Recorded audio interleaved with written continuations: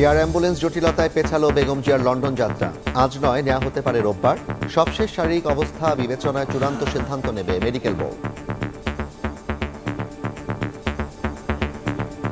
Air ambulance এসে পৌঁছায় কাতার থেকে, তাহলে আগামী পরশু অর্থাৎ রোববার তাকে লন্ডনে নিয়ে যাওয়া সম্ভব হবে।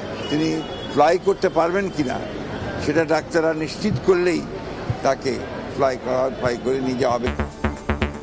বিএনপি চেয়ারপারসনকে লন্ডনে নিতে তার ঢাকায় তারেক পত্নী ডাক্তার জুবাইদা রহমান বিমানবন্দর থেকে গেলেন এভার কেয়ারে।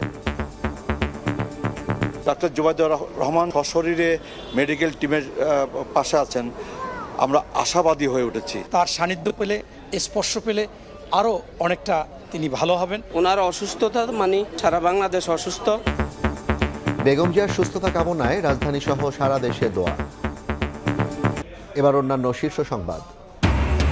কোনো কারণে পেছাবে না নির্বাচন, ফেব্রুয়ারির 15 তারিখের মধ্যেই হবে ভোট, জানালেন প্রেস সচিব। নির্বাচনের আগে গণভোট দাবিতে চট্টগ্রামে জামায়াত সহ 8 দলের সমাবেশ। নির্বাচনে 42,000-এর বেশি ভোট কেন্দ্রের মধ্যে 25,000 ঝুঁকিপূর্ণ।